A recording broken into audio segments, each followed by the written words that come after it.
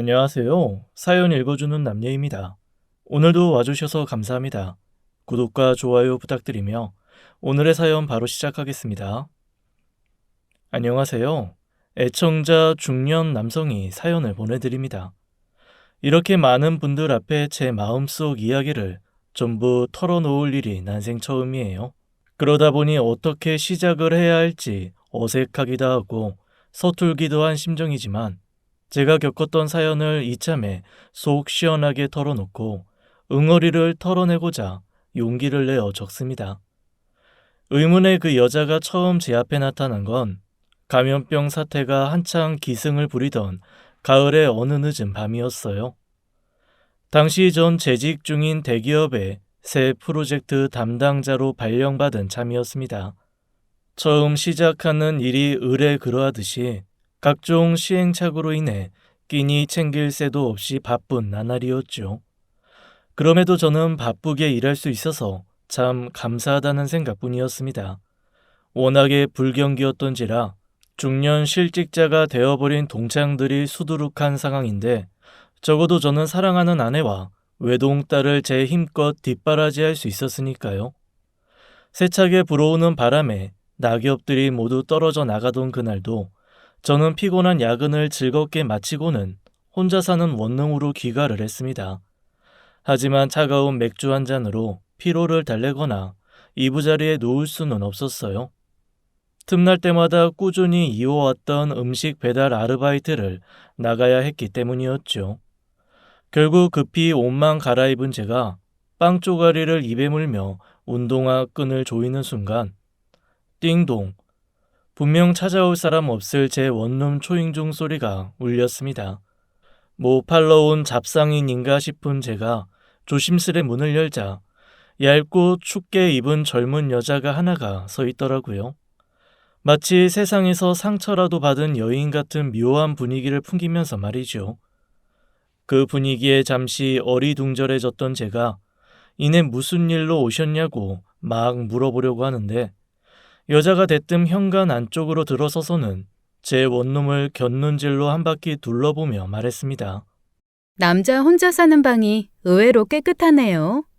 그래도 환기는 좀 시켜야겠다. 호레비 냄새가 좀. 혹시 이 집주인 댁 따님분 되시나요? 글쎄요. 아니라고 하면 실망하실 건가요? 실망이라기보단 상식적으로 당황스럽고 불쾌할 것 같네요. 처음 보는 사람이 저녁도 다 지난 시간에 찾아와 호레비 냄새 같은 말씀하시면 당연히 당황스러운 거 아닙니까? 심지어 제가 혼자 살고 있다는 것까지 알고 계시니 당연히 불쾌하죠. 걱정하지 마세요. 옆집에 이사 왔거든요. 302호.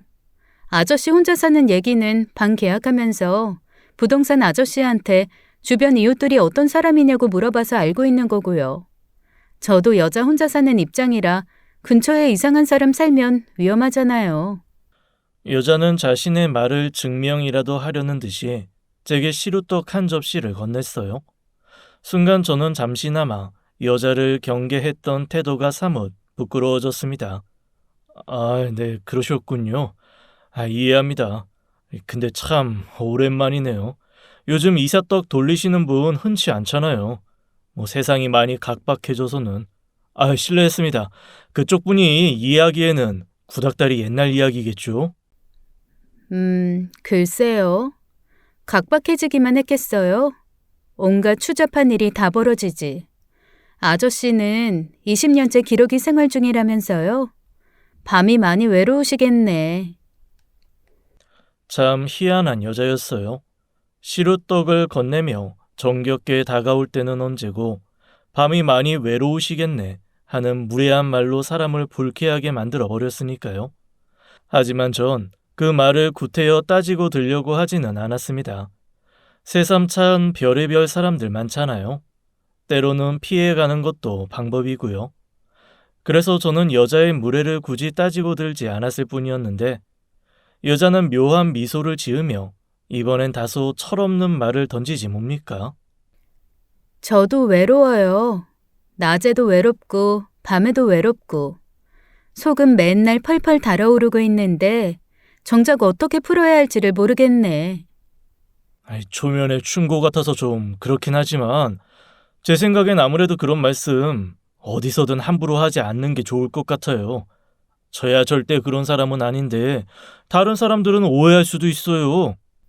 치, 오해받고 싶어서 던진 말인데. 암튼 자주 봐요, 우리. 자주 만나면서 아주 깊게 친해져 보자고요. 그 말을 끝으로 여자는 또 묘한 미소를 머금은 채로 유유히 가버렸어요. 의문의 옆집 여자가 아버지의 삶으로 점철된 제 인생에 불쑥 끼어든 첫 순간이었죠. 당시에는 저 학생 아버지는 딸내미 때문에 참 걱정 많겠다 하는 생각밖에는 없었습니다. 학생이라고 생각한 이유는 미국에 유학 가 있는 제 딸아이 또래로 보였기 때문이었고요. 이후로 한동안 옆집 여자와 저는 마주치는 일이 잦았습니다. 저의 출퇴근 시간과 그 여자의 등하교 시간이 겹치는지 매일 아침 마주쳤죠. 이상한 건 분명 대학생 나이 같은 옆집 여자의 등에는 단 한 번도 책가방이 메어져 있지 않다는 점이었어요. 뭐 그 나이라고 해서 꼭 대학을 다녀야 하는 건 아니니까 하는 생각으로 넘기기엔 옆집 여자가 제 뒤를 밟는다는 인상이 아주 강했지요. 분명하게 말씀드리지만 막연한 걱정은 절대로 아니었습니다. 옆집 여자가 창문 너머로 제 방을 훔쳐보다가 들키는 일이 종종 있었거든요. 그때마다 매번 그 여자는 사과하기는커녕 묘한 미소로 자기 방의 커튼을 치고는 했습니다. 동네에서 스쳐갈 때에도 제 뒤통수를 향해 꽂히는 옆집 여자의 시선이 빤히 느껴졌어요. 평생을 평범하게 상식적으로 살아온 저로서는 참으로 이해할 수도 없고 난감하기만 할 노릇이었지요. 그러던 어느 날이었어요.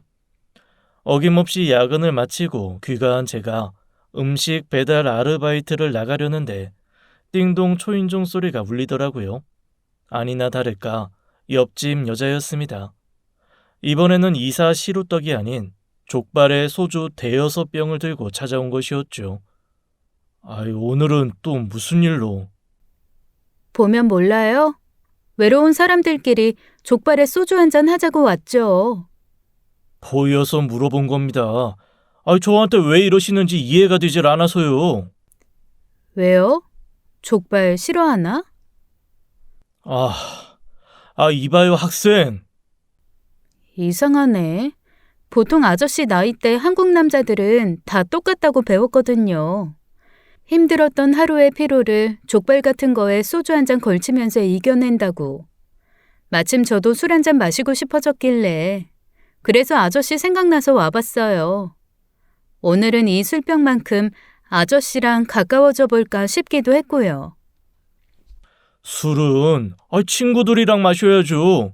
잘 알지도 못하는 아저씨가 아니라.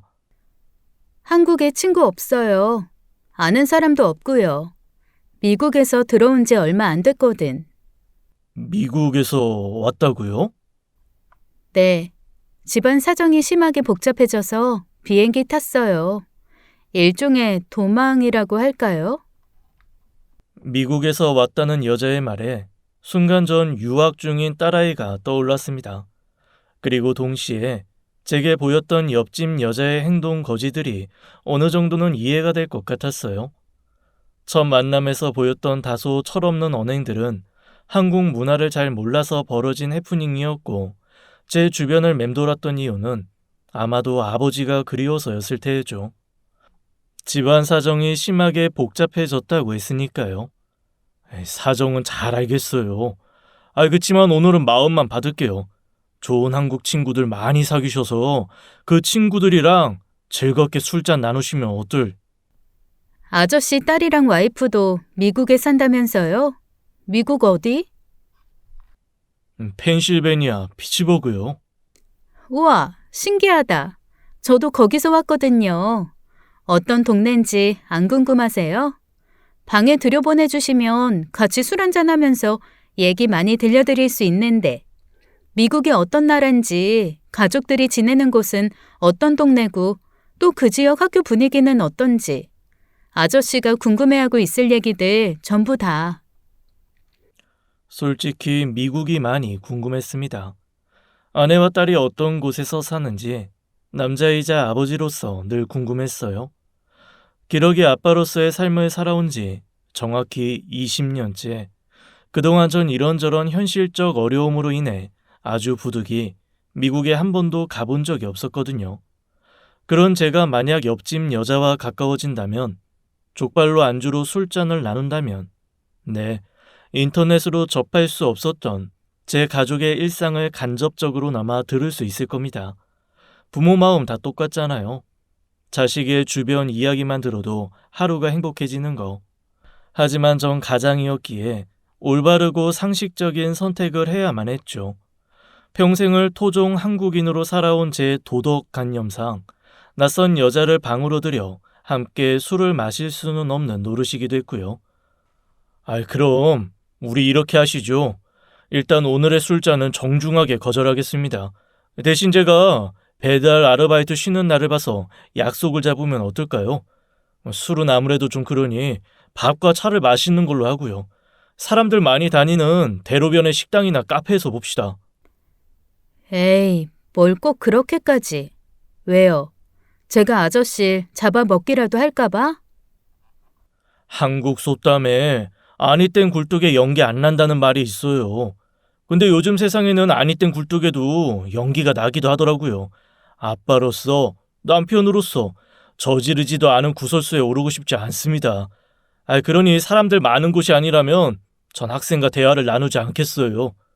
미국에 계신 학생 아버지를 생각해서라도 그쪽이 옳은 일이고요. 그러자 옆집 여자는 알겠다는 말을 남기고 가버렸어요. 전 예정대로 배달 아르바이트를 나갔습니다만 일이 손에 잡히질 않았습니다. 오랜만에 생각이 나버린 저희 가족의 이야기로 인해 마음이 뒤숭숭해져 버렸거든요. 결국 이러다 교통사고 나느니 땅 하루만 쉬자는 생각으로 집에 들어와 버렸어요. 그러나 저를 반기는 건 가족의 실물이 아닌 사진뿐이었어요. 25 어른이 된 딸과 함께 찍은 가족 사진도 아닌 5살 배기 딸과 함께 찍은 빛바랜 사진 말이죠. 지난 20년 동안 쌓여있던 고독이 한꺼번에 쏟아지는 심정이란 참 무거웠습니다. 하지만 배겨내지 못할 무게까지는 아니라고 생각했죠. 젊은 시절에 전 훨씬 잔인한 삶의 무게를 아내와 함께 이겨낸 경험이 있으니까요. 사랑하는 외동딸 민지가 5살에 접어들던 봄날, 어느 대학 병원으로부터 난데없이 전화 한 통이 걸려왔습니다. 정신없이 응급실로 달려가 보니 사랑하는 딸아이가 심폐소생술을 받고 있었더라고요. 다행히 딸은 응급처치가 빨랐던 덕분에 생명을 구할 수도 있었지만 연이어 들이닥친 의사의 진단 결과는 세상의 종말과도 같은 절망 그 자체였죠. 돌려서 말씀드릴 수 있고 직접적으로 말씀드릴 수도 있습니다. 보호자분 편하신 쪽으로 선택하시면 있는 그대로 말씀해 주세요, 선생님. 정말 괜찮으시겠습니까? 충격이 크실 텐데. 아직 세상 경험은 부족하지만 제가 그래도 민지 아빠입니다. 부모로서 당연히 마주해야 할 일 있으면 똑바로 마주보겠습니다. 그래야 민지를 위해 최선의 방법을 찾아낼 수도 있을 거니까요. 보호자께서 그러시다면 따님분 심장 판막에 선천적 기형이 있습니다. 지금까진 신체가 아직 작기에 심장에 큰 부담이 없어서 별다른 문제를 겪지 않았던 것으로 보입니다만 앞으로는 많이 위험해질 겁니다. 신체가 자랄수록 심장에 걸리는 부하가 기하급수적으로 커질 테니까요. 심정지가 자주 올 거라는 말씀이신가요? 저도 그 정도면 차라리 마음이 가볍겠습니다만 따님과 함께인 동안만이라도 행복한 기억 많이 만들어주세요. 지금 추세라면 따님께서나마 교복을 입어보지 못할 것으로 보입니다. 의사는 더는 말을 잇지 못했습니다. 그저 저희 부부의 어깨를 다독일 뿐이었어요. 하지만 저흰 현실을 받아들일 수 없었죠. 오진일 거야. 의사가 돌팔이겠지 하는 희망 하나로 대한민국의 흉부외과란 흉부외과는 전부 찾아다녔습니다.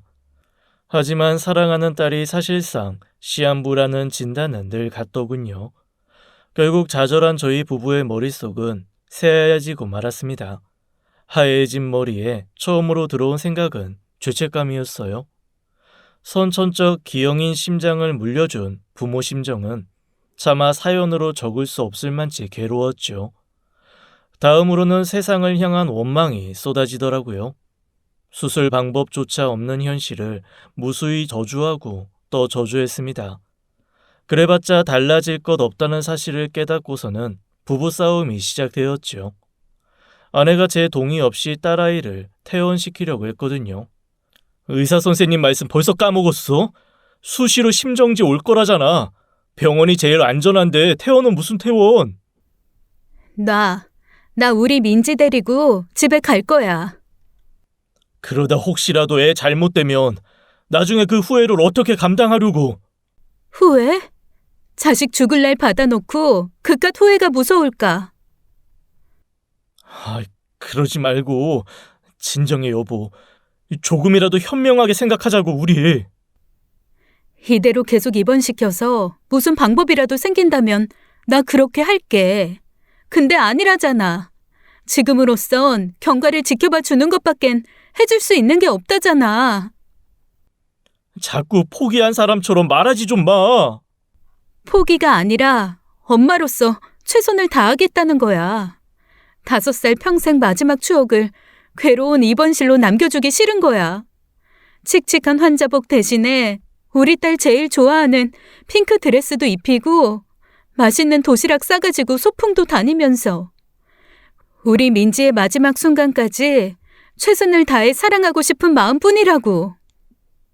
마지막 순간까지 라고 말하는 아내의 절규의 숨이 또 한 번 턱 막히더라고요. 솔직히 아내의 심정을 모르는 건 아니었고 오히려 너무 잘 이해가 되었습니다. 어른도 고된 병원 생활을 어린 딸에게 억지로 계속하게 만드는 건 부모로서의 올바른 도리가 아닐 테니까요. 행복한 작별을 선물하는 것 또한 부모로서의 역할일 테니까요. 그래서 저희 부부는 고심 끝에 딸아이를 퇴원시켜 집으로 데려왔죠. 하지만 마음속으로는 결코 부정할 수 없는 죄스러운 심정이었습니다. 그저 죄스러움은 딸아이의 행복한 시간을 보낼수록 한없이 커져만 갔는데요. 왜? 자식은 부모의 거울이라는 말이 있잖아요. 딸아이의 눈에 무너져가는 저희의 마음이 훤히 보였고 많이 속상했던 모양입니다. 고사리 손으로 직접 적은 카네이션을 저희의 가슴에 걸어주며 되려 웃어주더라고요. 엄마, 아빠, 나 이제 괜찮아요. 아침엔 밥도 2그릇 먹었고 이제 안 아파요.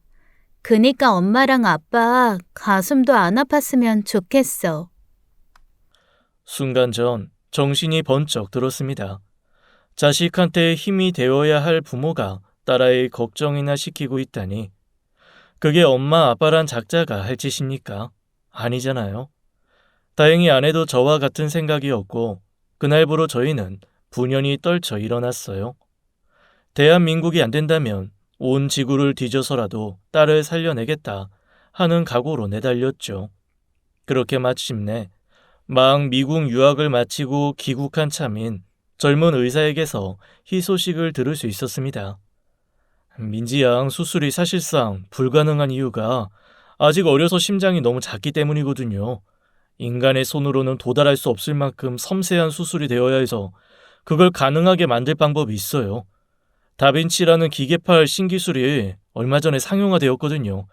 다빈치 수술이라면 민지양 완치가 충분히 가능합니다만 문제는 미국까지 가셔야 합니다. 까짓 거 미국 따위가 대수였겠습니까? 고민 따윈 필요 없었습니다. 전 그날부로 집과 차를 팔았고 부모님께 손까지 벌려 병원비를 마련했어요. 아내는 언어와 문화가 모두 다른 이영 만리 타지로 딸과 함께 떠났죠. 미국까지의 비행기 여정은 수술 방법을 알려준 젊은 의사가 동행해 딸의 안전을 살폈고요. 다만 전 혼자서 국내에 남을 수밖에 없는 상황이었습니다. 수술 후 완치까지는 몇 년간 미국에 머무르며 통원 치료를 받아야 했기에 제가 직장 생활을 이어가며 병원비와 생활비를 책임져야만 했으니까요. 그런 마음으로 맞이한 출근길 10,000원 지하철이 어찌나 감사하고 행복하던지 딸의 수술 성공 소식을 전해 듣던 날에는 행복한 비명을 지르며 온 회사를 뛰어다녔죠. 아마 제 생애 가장 행복한 순간이었을 겁니다. 이후 딸아이의 완치까지 5년이라는 시간이 걸렸어요. 그리고 아내의 전화 한 통이 걸려왔죠. 미안해 여보. 야근하느라 전화를 이제 받았네. 미국은 지금 아침이지? 응, 좀 전에 했던네. 민지는 아직 자?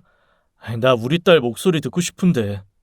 말도 마. 친구들이랑 피크닉 간다고 새벽부터 난리야. 신났어 아주. 친구들도 생겼구나. 하긴 시간 많이 흘렀으니까. 당신이랑 민지랑 얼른 귀국했으면 좋겠다. 우리 가족 셋이서 밥 먹어본 지가 언젠지도 기억이 잘 안 나. 있잖아 여보.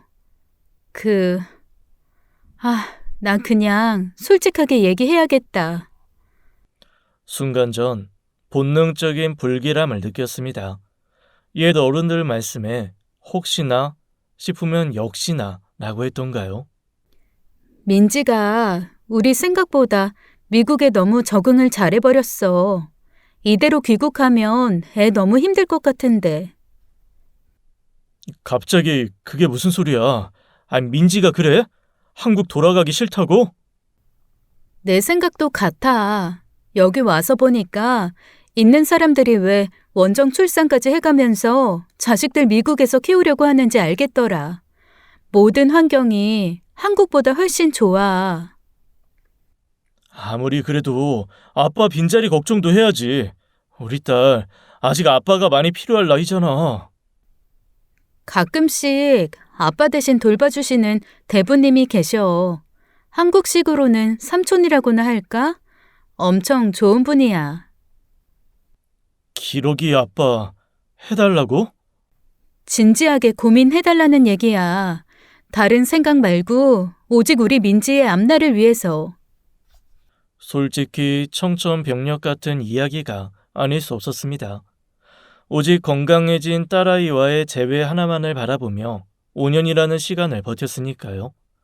또한 충격만큼이나 무척 걱정스러운 일이기도 했습니다. 기러기 생활하다가 가정 파탄 당한 가장의 사연은 너무도 흔하잖아요. 그 가정 파탄의 대부분은 멀리 떨어져 지낸 탓에 가족 간의 정을 쌓지 못했기 때문이고요. 외국에 오래 살다 돌아온 자녀가 기러기 아빠를 부모로 받아들이기 어려워한다거나 부부 사이가 자연스럽게 멀어져 이혼 수순을 밟게 됐다던가 하는 가슴 아픈 일화들이 바로 그 증거죠. 물론 아내가 금발 외국인과 바람이나 가정이 파탄된다는 걱정은 제 머리에 없었습니다. 그때 전 그만큼 아내와 딸을 믿었거든요. 까짓거 이영만리라는 거리 따위에 무너질 가족애가 아니라고 생각했습니다. 무엇보다 저는 딸이 시한부로부터 벗어나 건강을 되찾았다는 것만으로도 행복했어요. 그래서 며칠간의 고심 끝에 아내에게 전화를 걸어 대답했습니다. 먼저 하나만 물어볼게. 민지는 어린 나이에 건너가서 적응이 수월했을 거라지만 당신은 어때? 한국이랑은 모든 게 다른 곳이잖아. 나보다 외로움도 훨씬 많이 타고. 그런데도 잘 지낼 수 있겠어? 외로워. 한국에 두고 온 친구들도 그립고. 무엇보다 당신이 너무 보고 싶고. 그래도 이겨내야지 어쩌겠어. 민지가 여기서 지내는 걸 저렇게 행복해하는데. 그래. 필요한 거 있으면 언제든 부담 없이 편하게 얘기하고 어떻게든 최선을 다해 마련해 볼 테니까. 여보, 혹시 기러기 아빠 할게. 내 전부나 다름없는 우리 딸이 행복하다는데 아빠가 뭘 못해주겠어. 그치? 그러자 아내가 왈칵 울음을 터뜨리더라고요. 전 아내가 감정을 추스르기를 잠시 기다렸다가 말을 이어갔습니다. 대신 우리 약속 하나만 하자. 가족만의 추억을 매년 꼭 한 번씩은 쌓기. 민지 방학 때마다 귀국하던지 내가 휴가 때마다 미국 들어가던지 해서라도 그렇게 해서라도 우리가 가족임을 몸으로 느껴놓아야 나중에 당신이랑 내가 노년이 되었을 때 지금은 행복하게 추억할 수 있을 것 같으니까 그때 떨어져 있던 시간이 아주 외롭지만은 않았었지 하면서. 응, 약속해. 큰 결정해줘서 너무 고맙고 미안하고 그리고 사랑해. 비로소 전 기러기 아빠의 삶을 받아들이게 되었고 아내는 저와 했던 약속을 아주 잘 지켜주었습니다. 직장 생활만으로도 힘든 저를 배려해서 방학 때마다 딸아이를 데리고 귀국해 국내에 머물렀거든요. 하지만 그런 시간들은 기러기 생활 20년 중 채 10년이 되지 못했습니다.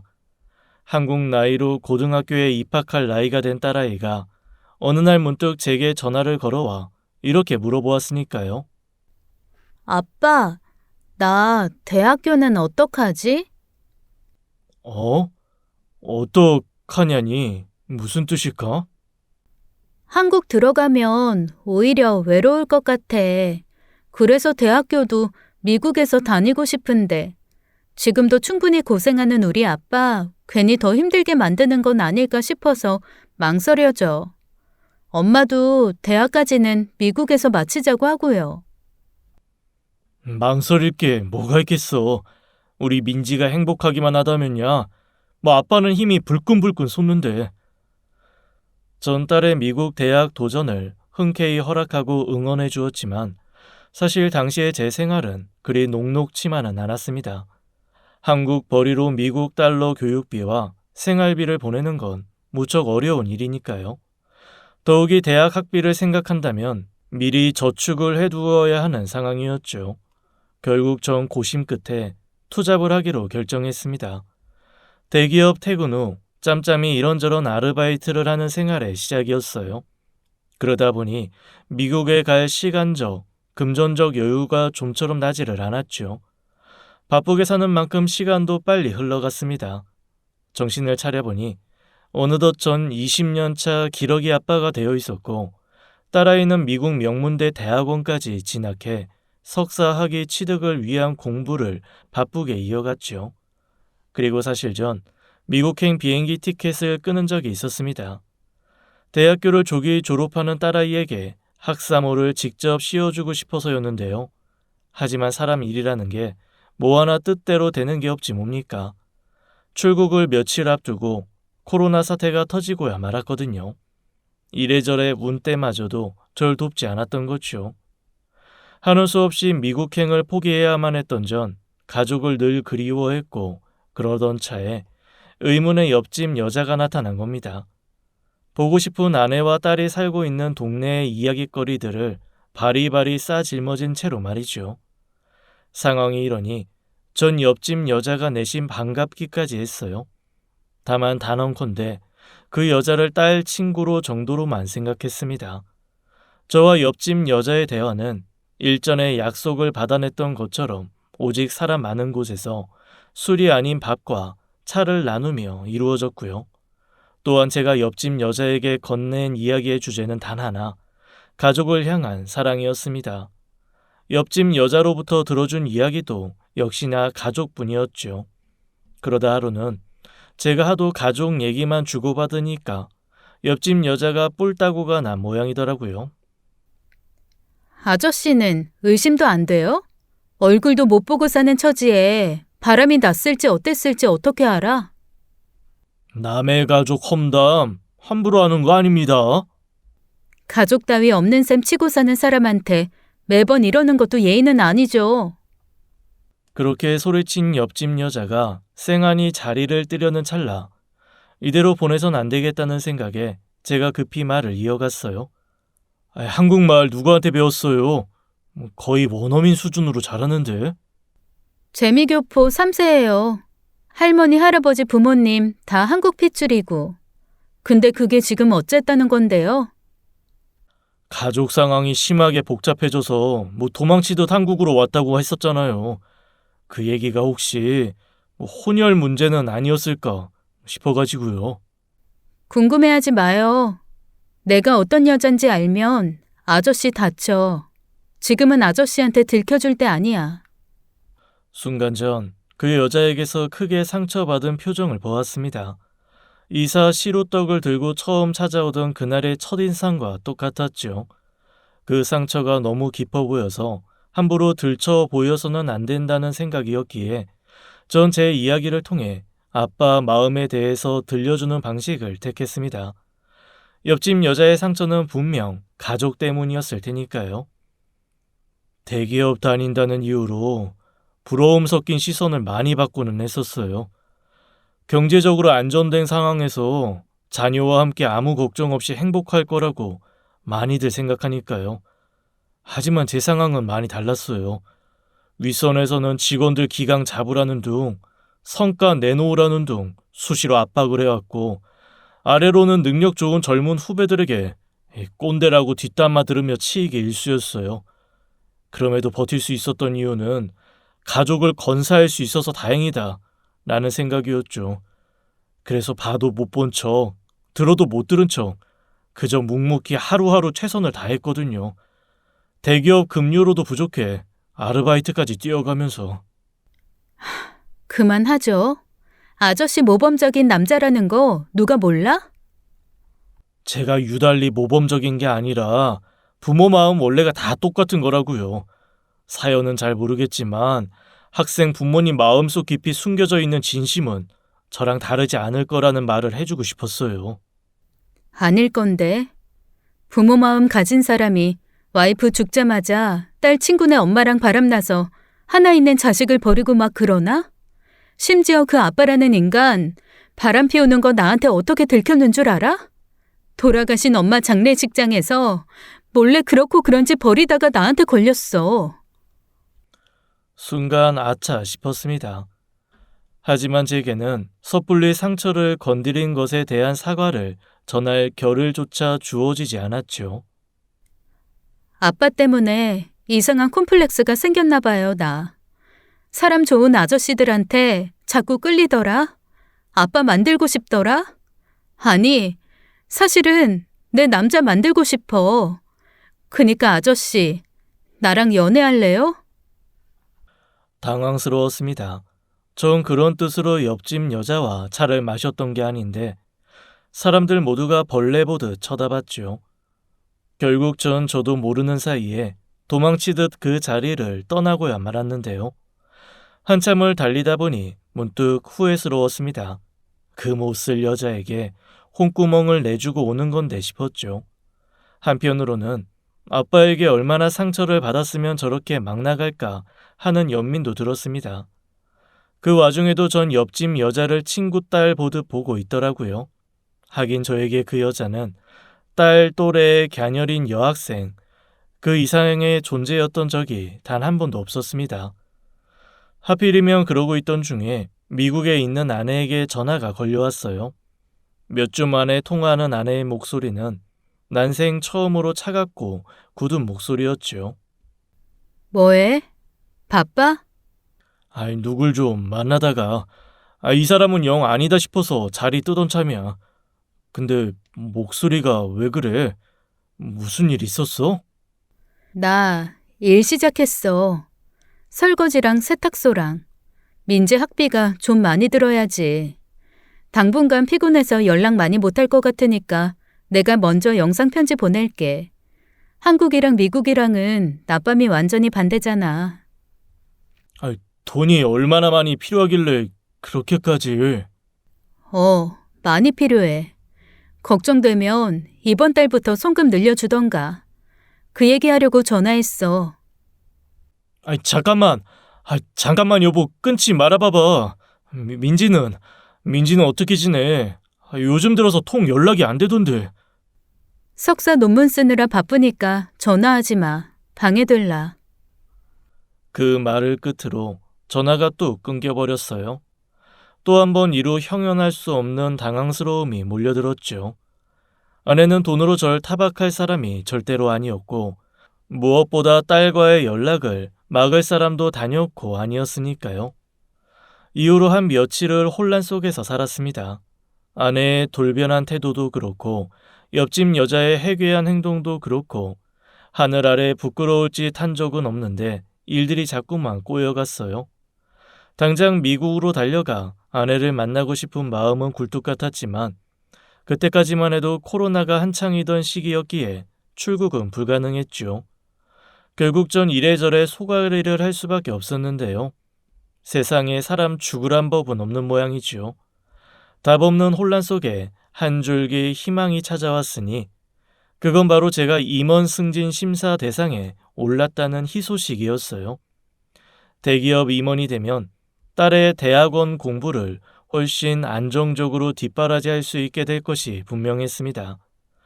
다만 대기업 임원 승진 심사는 쉽지만은 않은 일이었어요. 사원들 승진이야 실적 위주로 선발이 된다지만 임원급까지 올라가려면 그때부턴 정치력 싸움이거든요. 경쟁자를 이겨먹기 위해 없는 트집도 만들어내는 수작들이 난무하는 일까지도 종종 있거든요. 하지만 전 정치 싸움에는 영 젬병인 평범한 중년일 뿐이었습니다. 또한 그 와중에도 옆집 여자가 자꾸만 제게 들이대기 시작했죠. 밤낮 없이 찾아와 문을 두드려대고 문자에 전화에 휴대폰이 불이 날 지경이었습니다. 미저리가 따로 없을 지경이더라고요. 그래서 전 여러 고민들 중 당장 제가 처리할 수 있는 일부터 하기로 결심했어요. 일단 옆집 여자에게 문자 메시지를 보내놓고 연락처를 차단했습니다. 극간 유혹에 넘어갈 정도로 썩어 빠진 남자로 봤다면 착각이야. 다신 연락하지 마. 하는 문자였죠. 전 그 길로 동네 부동산에 원룸을 내놓기 위해 찾아갔어요. 먼 동네로 이사를 떠나 옆집 여자로부터 완벽하게 거리를 두기 위해서였죠. 그런데 하필이면 부동산 주인이 옆집 여자에게 제 사생활을 들려주었던 바로 그 사람이더라고요. 이에 행여라도 옆집 여자가 부동산을 통해 찾아올까 걱정된 저는 주인에게 엄포를 놓았습니다. 한 번만 더 다른 사람한테 제 얘기 함부로 전하고 그러시면 그땐 저도 가만히 있지 않을 겁니다. 제가 언제 무슨 얘기를 전화대고 그러세요? 옆집 302호요. 이사 올 때 사장님이 그 집 여자한테 혼자 사는 남자니 20년차 기러기니 하는 얘기들 다 했다면서요. 아이고 무슨 그렇게 무서운 말씀을. 요즘이 얼마나 험한 세상인데요. 이 집에 갓난아이 살아서 가끔 밤에 운다는 정도의 얘기라도 잘못했다가는 개인정보다 보다 해서 경을 치르지 않습니까? 전 302호한테 아무 얘기도 한 적 없어요. 심지어 그쪽에서 먼저 물어본 적도 없다고요. 진짜 아무 얘기 하신 적 없으세요? 이 동네에서 부동산만 30년입니다. 입 잘못 놀려서 문제 생길 사람이었으면 진작 폐업하고 쫓겨났죠. 듣고 보니 이상했습니다. 부동산 주인이 제 이야기를 다 떠벌려놓고 거짓말을 치고 있다고 해도 제 딸아이가 미국에 있다는 소리는 옆집 여자가 먼저 했단 말이죠. 그런데 부동산 주인은 제 기러기 얘기만 알고 있을 뿐이지 가족이 지내는 나라가 미국인지 캐나다인지까지는 모르거든요. 즉, 옆집 여자는 저에 대해서 부동산 주인에게 들어서 알고 있었다는 얘기는 아니라는 소리였죠. 생각이 거기까지 미치자 옆집 여자의 행동 거지에 대한 의문점이 쏟아져 나왔어요. 처음 나타나던 무렵부터 한동안 오며 가며 스쳐갔던 그 여자의 행동 거지들이었죠.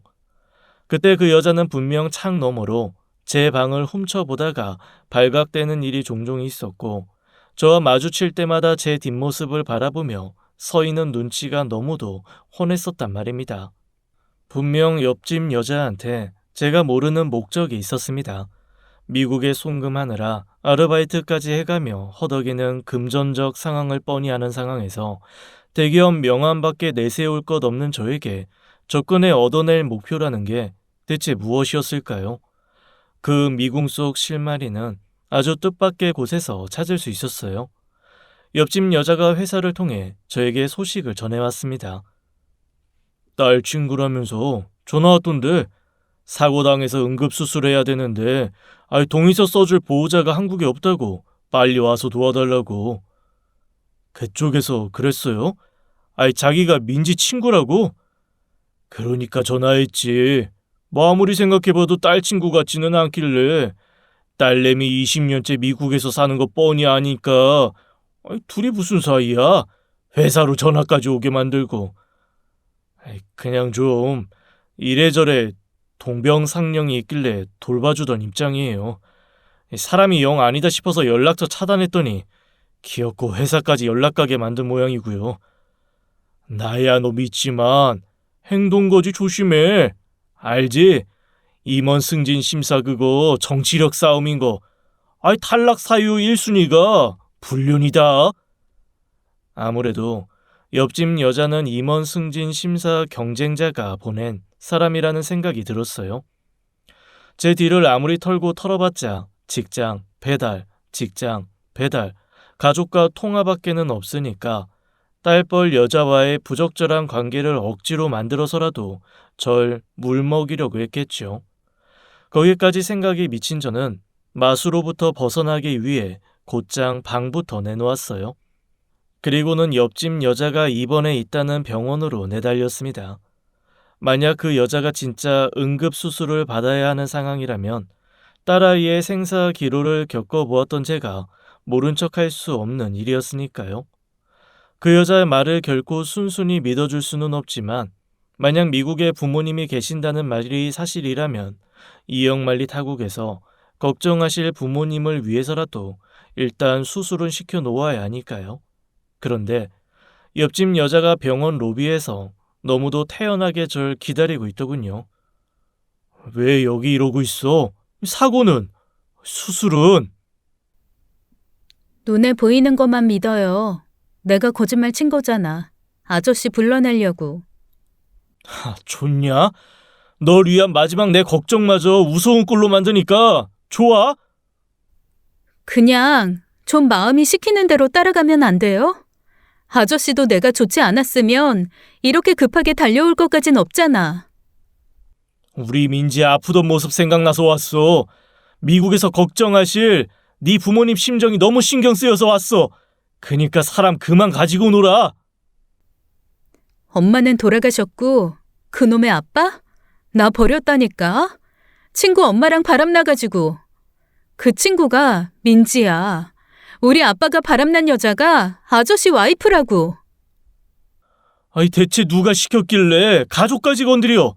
이런 식으로 나 임원 심사 물먹이면 그쪽에서 대체 뭘 얼마나 해주기로 했길래, 어?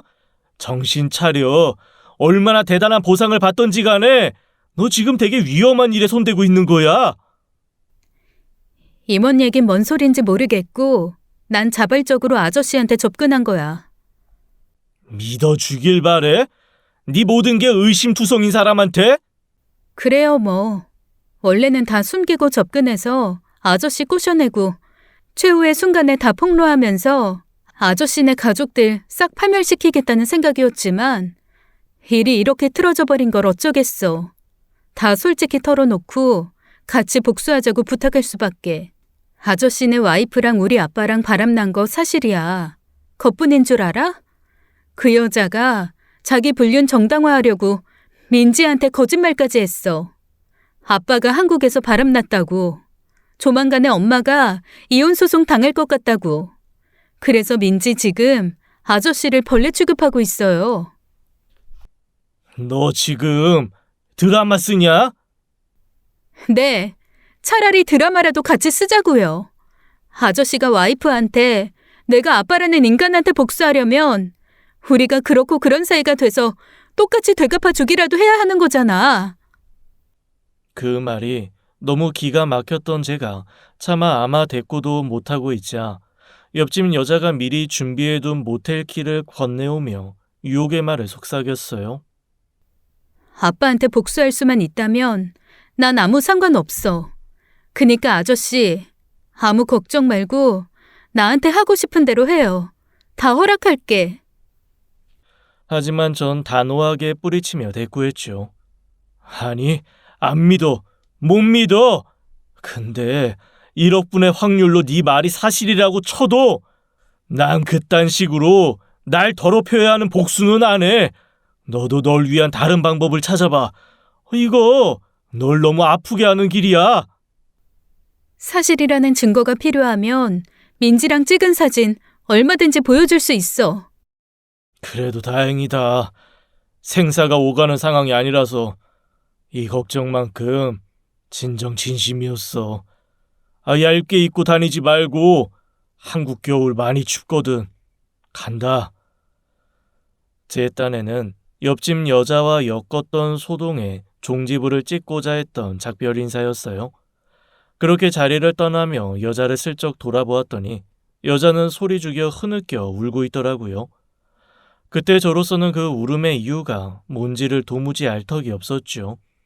옆집 여자를 제 삶에서 일단 치워놓기만 했을 뿐 해결된 일은 하나도 없었으니까요. 다만 한 가지 확실한 건 옆집 여자가 임원 승진 경쟁사에 사주를 받은 건 아니라는 사실이었습니다. 제가 생각했던 대로 누군가가 만약 제 승진을 물 먹이려던 계획이었다면 옆집 여자에게 사주했던 그 사람이 다른 방법을 찾아서라도 절 끌어내려고 했을 테지요.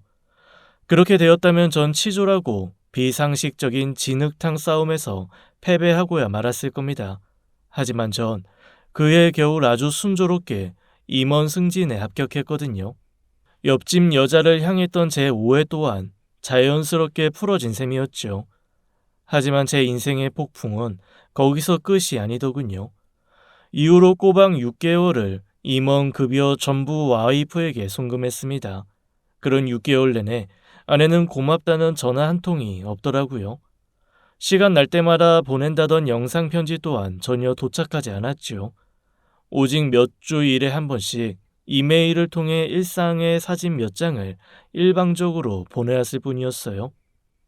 전 그 이메일들과 사진들로부터 묘한 위화감을 느꼈어요. 먼저 이메일에 적힌 편지의 내용을 향한 의문점부터 말씀드리자면 편지의 한글 맞춤법과 문법이 눈에 띄게 어색했습니다. 한국에서 대학교까지 졸업한 아내의 글솜씨라고 보기는 힘들었어요. 하지만 거기까지는 그럴 수 있는 일이라고 생각했지요. 미국에 오래 살다 보면 한국말과 한글이 어색해지는 경우가 꽤 많으니까요. 진짜 문제는 아내의 일상을 찍어서 보냈다는 사진들이었습니다. 그 사진들에는 아내와 민지의 모습이 단 한 장도 들어있지 않았어요. 아침 출퇴근 시간의 거리 모습을 찍은 사진이라든지 점심 식사 메뉴를 찍은 사진이라든지 저녁에 마신 커피잔 등 아내와 민지의 모습은 하나도 없이 온통 풍경 사진들 뿐이었죠. 그리고 결정적으로 사진 속에서 엿보이는 계절과 아내가 거주하는 미국 펜실베니아 지역의 계절이 서로 달랐어요. 사진 속 거실 창밖 풍경은 매번 계속해서 여름에 머물러 있었죠. 펜실베니아에서 찍은 사진이 아니라는 얘기였습니다. 미국은 워낙에 땅덩어리가 넓기에 지역마다 계절이 다르거든요. 그 중에는 계절이라고는 오직 여름만 존재하는 지역도 있고요. 이에 의문을 품은 제가 그간 미국에 송금해온 통장을 조회해보니 펜실베니아가 아닌 플로리다라는 지역의 은행에서 출금 내역이 잡혔습니다. 옆집 여자가 제 앞에 처음 나타나기 전부터 아내는 플로리다에서 지낸 것으로 보였어요. 그리고 그 플로리다라는 지역이 바로 오직 여름만 존재하는 곳이었습니다. 순간 전 저희 가족 사이에 무언가 심각한 균열이 나 있었음을 깨달았죠. 하지만 확인이 필요했습니다. 제가 제 일상에 지쳐서 아내에게 엉뚱하게 오해하는 것일 수도 있을 테니까요. 마침 참 다행스럽게도 코로나 사태가 잠잠해지면서 미국으로 떠날 수 있게 되었습니다. 그렇게 전 일단 유일하게 알고 있는 아내의 미국 펜실베니아 집 주소를 찾아갔는데요. 제가 오해였길 바라는 심정으로 초인종을 누르자 아내의 집 문을 열고 나온 사람은 옆집 여자였습니다. 너가 왜 여기 있어? 여기 우리 집사람이랑 민지네 집인데. 미국까지 직접 찾아왔을 정도면 이미 웬만큼 짐작하고 있다는 거 아닌가요? 난 아저씨가 언젠가 스스로 사실을 알아내고 먼저 찾아와 주길 바라는 심정으로 기다리고 있었는데. 어디서부터 어디까지가 진실이야? 그날 제가 병원에서 했던 얘기들 전부요. 아저씨네 와이프가 자기 불륜 정당화하기 위해서 아저씨가 한국에서 바람났다는 거짓말을 했고, 그래서 민지가 아저씨를 벌레 취급하고 있다는 것까지 싹 다. 내가 직접 보고 확인할게. 집사람 어디 있는지 알려줘. 그때 옆집 여자가 제게 절규하듯 외쳤지요. 아저씨네 가족들 반년 전에 죽었어요. 머릿속이 하얗게 질려버리더라고요. 제 아무리 옆집 여자는 온전히 신뢰할 수 없는 사람이라지만 가족이 죽었다는 소리에 가슴이 내려앉지 않을 가장은 없으니까요. 결국 전 차마 아무런 대꾸도 하지 못한 채로 좌절해 주저앉고야 말았지요. 지난 내 말들이 사실이라는 걸 깨달았으면 지금 내 말도 믿어야 돼요. 우리 아빠라는 인간이랑 아저씨네 와이프랑 민지랑 셋이서 가족여행이랍시고 차 타고 가다가 교통사고로. 머릿속이 새하얘진 좌절 다음으로는 현실 부정이 찾아왔습니다. 그럴 리가 없잖아요. 가족이 임종했는데 제게 소식이 전해지지 않았을 리가 없잖아요. 현실 부정 다음엔 옆집 여자를 향한 분노였죠. 넌 대체 어른 알기를 얼마나 우습게 하는 거야? 대체 사람을 얼마나 무시하면 가족 목숨까지 들먹이면서 장난질을 쳐? 아저씨, 제발 믿어주세요. 나 진짜 아저씨한테 꼭 전해야 하는 이야기가 있어서 기다리고 있었던 거란 말이에요. 듣기 싫어. 너 같은 거랑 말 섞고 있는 이 순간 자체가 나한테는 수치스러운 일이니까. 그러니까 제발 내 인생에서 꺼져주라. 그렇게 쏘아붙이고 돌아선 저는 곧장 근처 한인회를 찾아갔어요. 버젓이 살아있을 제 가족이 지금 어디서 지냈는지 소식을 물어보기 위해서였죠.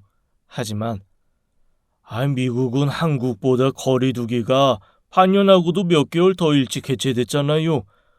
여행 관련 규제가 풀린 기념으로 아내분이랑 따님분이 김 씨랑 같이 여행을 떠나던 길에 그만 참변을. 죄송합니다. 어떻게 위로를 드려야 할지 모르겠네요. 그럴 리가 없습니다. 아주 만약에라도 사실이라면 당연히 저한테 소식 한 통이라도 있었어야죠. 미국 관공서에서 해외 가족분들에게 부고를 전하는 서비스는 따로 없고요. 저희 한인회 차원에서라도 남편분께 연락을 드리려고 했었지만 사고 현장에서 아내분과 따님분 휴대폰이 발견되지 않았다고 하더라고요. 그래서 연락처를 찾을 방법이 없었습니다. 혹시요, 아주 혹시라도 다른 사람의 사고를 저희 가족의 사고로 잘못 알려진 건 아닐까요? 아내분 장례를 저희 한인회에서 치러드렸습니다. 민지는요? 제 딸이요. 따님분은 현장에서 중태로 응급실로 후송되셨고 해당 병원이 셧다운 상태라 다른 지역에 있는 병원으로 옮겨졌다는 소식까지만 경찰 통해서 전해들었어요. 다만 그 이후로 오늘까지 쭉 행방이 불명한 상태예요. 어느 병원으로 이송되었는지 기록도 남아있지 않고요. 그때까지만 해도 코로나 사태로 인해 엉망이 되었던 의료 시스템이 아직 제대로 복구되지 않은 시점이거든요.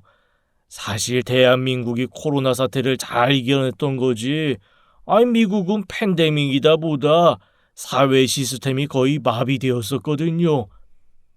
차마 더는 부정할 수 없을 만큼 너무나도 구체적이고 현실적인 증언이었습니다. 그럼에도 전 마지막 기대를 붙잡으려 되물었어요. 행방불명이면 미국 병원 어딘가에 살아있을 수도 있다는 말씀이시네요. 저희도 한인회 차원에서 많이 알아보았는데요. 무연고 코로나 사망자들 사이에 끼어서 이름도 없는 장례가 치러져 버린 것으로 봐야 한다고. 네, 일단 알겠습니다. 그리고 집사람 장례에 힘써주셔서 진심으로 감사드립니다.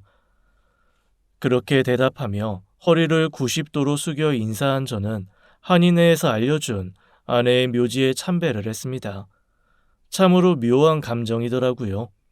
아내가 민지를 데리고 그 남자랑 딱 셋이서 여행을 떠났다는 건 두 사람이 아주 깊은 정을 나눈 사이가 되었다는 뜻일 테죠. 불륜이 확실해졌지만 죽음 앞에 장사 없다 했던가요? 자꾸 눈물이 났습니다. 무연고 코로나 사망자 사이에 섞여 이름도 없는 장례식으로 떠나야 했을 민지를 생각하면 제 삶은 끝이 나버린 것이나 다름이 없었어요. 그런데 묘비 앞에 우두커니 선 채로 하염없이 눈물을 쏟고 있던 제게 누군가 다가왔습니다. 이번에도 문제의 그 옆집 여자였죠. 아저씨한테 꼭 해드릴 말이 있어서 기다린 거라고 했죠. 무서운 사실 하나 알려드릴게요. 그 사고 속에서 우리 아빠라는 인간만 살아남았어. 어떻게 살았는 줄 알아요? 그 인간이 운전하던 우리 집 차에는 운전석에만 에어백이 있거든. 워낙에 낡고 오래된 차라서. 순간 제 뇌리를 스치는 기억이 있었습니다. 아내가 보내왔던 의문의 일상 사진들과 아내의 집이 있는 펜실베니아가 아닌 플로리다에서 잡혔던 출금 내역이었죠. 특히 출금 내역은 바로 지난달에도 있었거든요. 비로소 무언가 단단히 잘못되었음을 직감한 저는 옆집 여자에게 되물었습니다. 우연한 사고는 아니었다는 거야? 내가 우리 아빠라는 인간한테 버림받았다고 했죠. 단순히 불륜 장면 목격한 것만으로 그렇게 원망하고 증오했던 것 같아요? 아저씨를 꼬셔서라도 복수하고 싶었을 만큼? 천천히 얘기해봐. 대체 무슨 소리냐고? 우리 아빠라는 인간, 처음부터 이상한 사람은 아니었어요. 원래는 한인마트 운영하던 사람이었는데 코로나 때문에 망하게 되면서 크게 빚을 졌네. 그 마음고생 때문에 엄마가 병을 얻었고 코로나 때문에 병원이 마비돼서 꽤 오래 집에서 끙끙 앓다가 돌아가셨어. 근데 아빠가 그 무렵부터 이상해지더라고. 엄마가 오래전부터 생명보험을 여러 개 들어 놓았었거든. 미국에선 언제 어떤 일이 벌어질지 모르니까. 너희 아버지란 작자가 생명보험금 때문에 변했다는 거야? 그놈의 돈에 눈이 멀어서? 확실해요. 엄마 생명보험금 수혜자는 외동딸인 내 앞으로 되어 있었는데 엄마 돌아가신 직후에 아빠가 그 돈 토해놓으라고 날 엄청 위협했거든. 결국 돈 다 가져다 바치고 목숨 하나 겨우 부지했어요. 돈 앞에 딸이고 뭐고 베는 게 없어진 거지.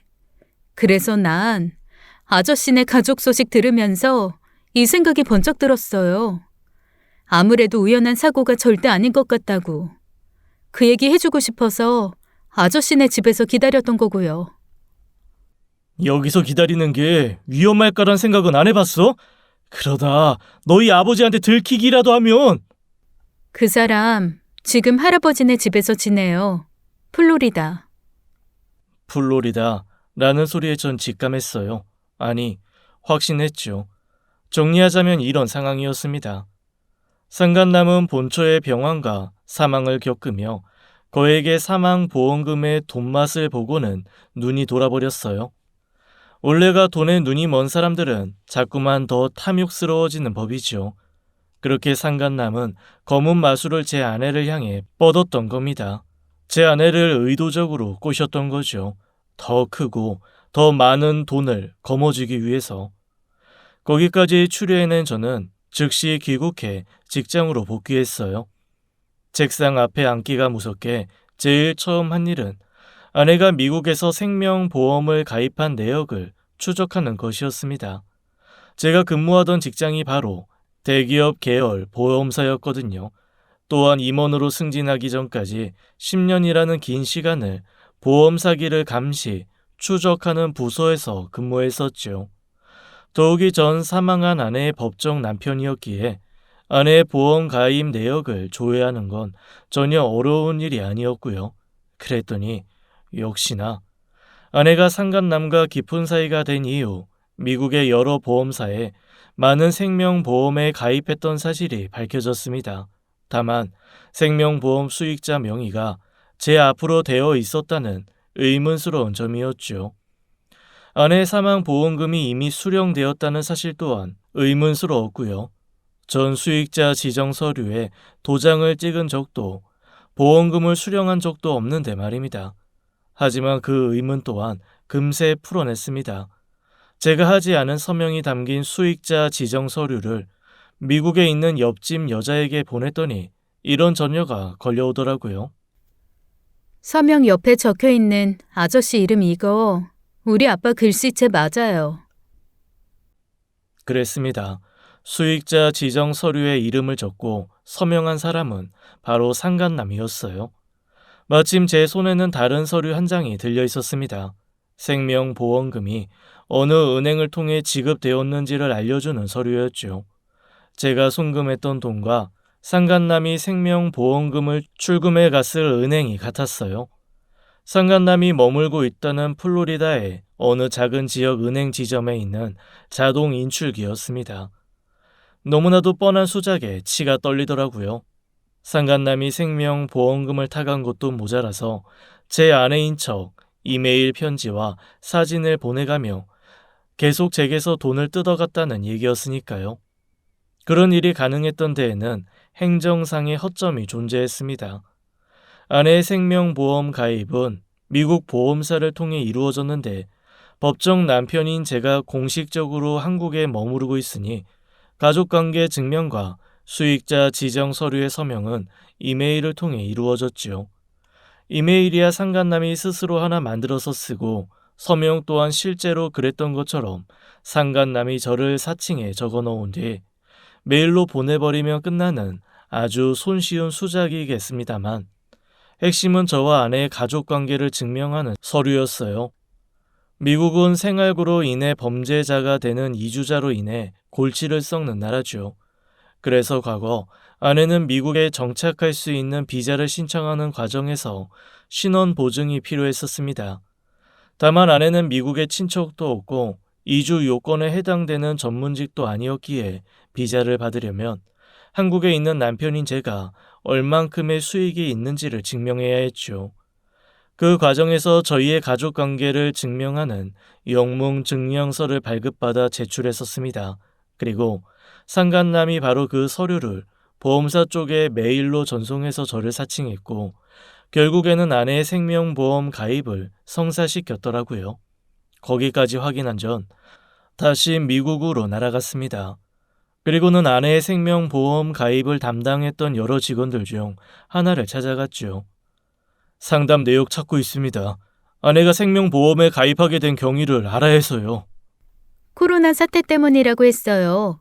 주변에 워낙 흉흉한 일이 많이 벌어지니까 만일을 대비하고 싶다고요. 아내 본인의 입으로 한 말입니까?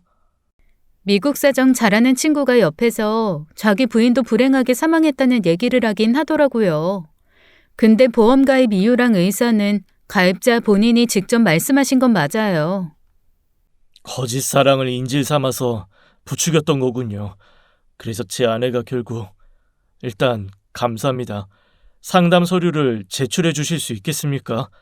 보험 사기와 관련된 일이라 증거가 필요해서요. 안 그래도 연락받고 상담일지 찾아놨습니다. 여기 이 서류예요.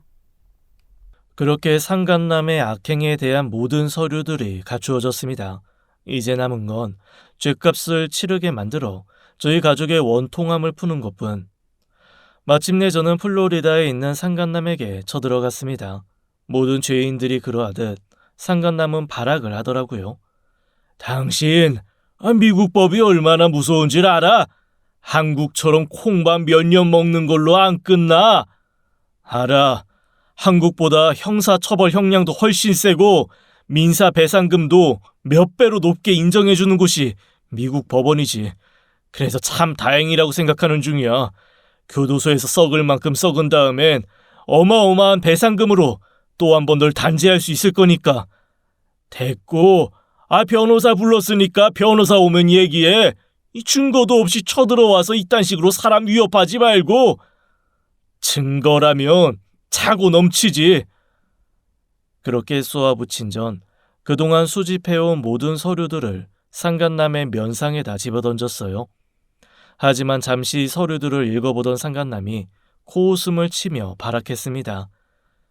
당신 와이프가 날 너무 사랑하더라고. 그래서 혼자 벌인 짓거리야. 난 아무 잘못 없어. 그리고 만약 내가 그 여자 홀려서 내 뜻대로 움직이게 만들었다고 쳐. 그럼 그게 남자 잘못인가? 정조도 모르고 홀려버린 여자 잘못이지. 그때 제가 미리 연락해둔 경찰들이 들이닥쳤어요. 상간남은 덩치 좋은 경찰들에 의해 손에 수갑을 잡고 저는 그런 상간남에게 소리쳤죠. 내가 왜 그쪽 면상에 증거 서류를 대놓고 집어던졌는 줄 알아? 이쪽이 어떤 증거를 가지고 있는지 미리 밝혀봤자 유리할 거 하나 없는데도 네 놈이 아무리 바라게도 부정되지 않을 명백한 증거가 하나 더 있으니까 당신이 통장에서 돈 출금해간 자동 인출기 CCTV 얼씨구 자신의 범죄를 스스로 실토했네. CCTV 뒤지고 다니는 거 개인정보 위반이야. 그걸 내가 뒤졌겠냐 이 모질이 새끼야. 경찰들이 다른 증거들 다 확인하고 은행에 CCTV 영상 청한 다음에 확인까지 다 했으니까 지금 네가 수갑을 차고 있지.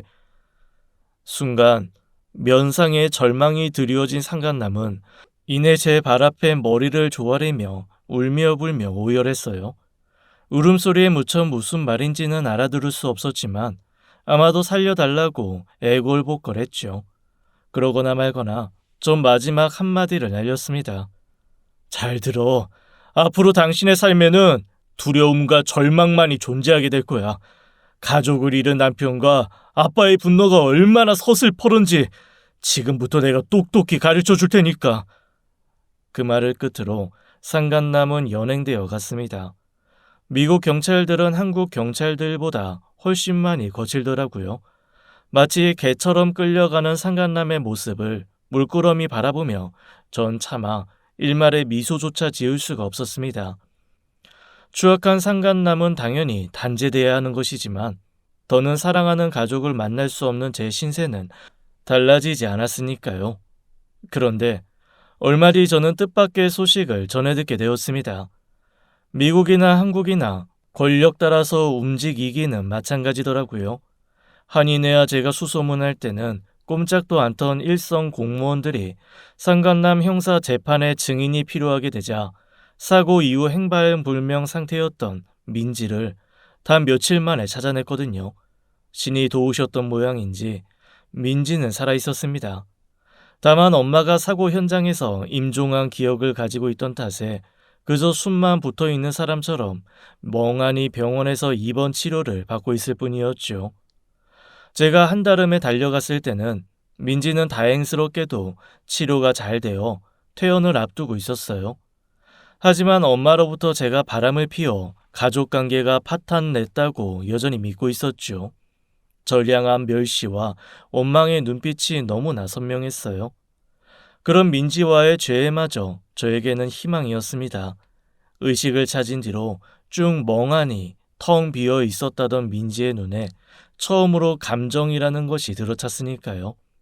이제 남은 건 아빠는 단 한 번도 엄마와 널 향한 사랑을 저버린 적이 없다는 믿음을 되살려주는 것뿐이었는데요.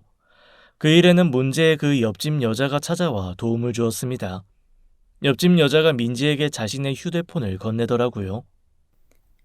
내가 한국에서 쓰던 휴대폰이야. 그 안에 너희 아버지랑 내가 나눴던 모든 대화들이 녹음돼 있어.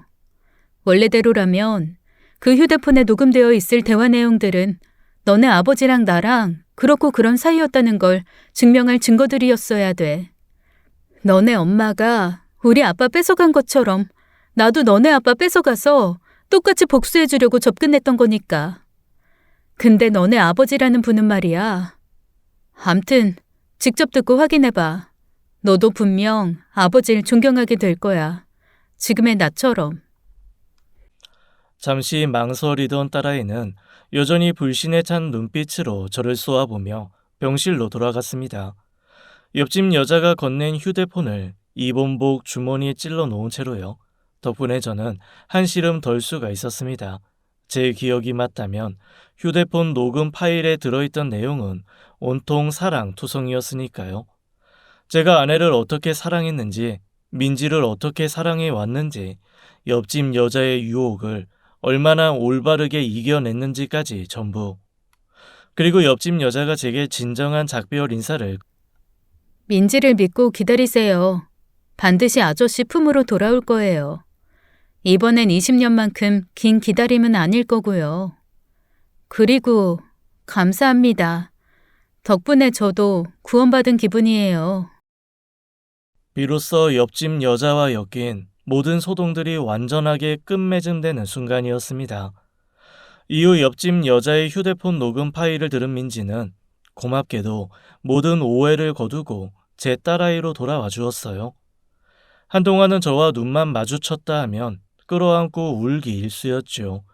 아빠를 향한 그리움과 엄마에게 속아 절 미워했던 것에 대한 회한이었습니다. 전 그것만으로도 충분했어요. 아빠니까요. 하지만 민지의 아빠 사랑은 거기서 그치지 않더라고요. 아빠와 함께 지내고 싶다면서 미국 대학원을 그만두고 스스로 한국행을 결정했죠. 또한 참 다행스럽게도 민지는 석사 과정을 국내에서 이어갈 수 있게 되었습니다. 미국 대학원과 한국 대학원이 서로 결연히 맺어져 있었던 덕분이었어요. 옆집 여자는 저에게서도 민지에게서도 종적을 감추었습니다. 아마 앞으로 영원히 다시 만날 일은 없을 것 같아요. 그래도 걱정은 없습니다. 저와의 시간들이 옆집 여자에게 진정 구원이었다면 어디선 뭘 하든 올바른 삶을 살아갈 테니까요. 상간남은 어떻게 되었냐고요? 상간남의 재판은 이제 막 시작된 참이지만 극형은 사실상 예정되어 있는 수준입니다. 제가 준비한 증거들이 워낙에 훌륭했던 덕분이었죠. 결국 상간남은 변호사조차 구하기 어려운 처지에 놓여 있어요. 미국 변호사들은 한국 변호사들보다 승률에 훨씬 민감한데 패소가 기정사실화되어 있는 소송을 맡아줄 리가 없으니까요. 물론 전 상간남을 절대 선처하지 않을 겁니다. 그 인간이 미국 교도소에서 일생을 푹 썩은 뒤 출소하면 아마 어마어마한 배상금이 걸린 민사소송을 걸어서 또 한 번 단죄할 거예요. 그렇게 전 증명할 겁니다. 세상 제일 강한 사람이 대한민국 부모라는 사실을. 제 사연은 여기까지입니다. 모두 털어놓고 나니 사우나라도 한 것처럼 마음이 개운하네요. 긴 이야기 들어주셔서 감사합니다. 지금까지 사연 읽어주는 남녀였습니다. 끝까지 함께 해주신 여러분 감사드리며 저희는 다음 사연으로 돌아올게요. 감사합니다.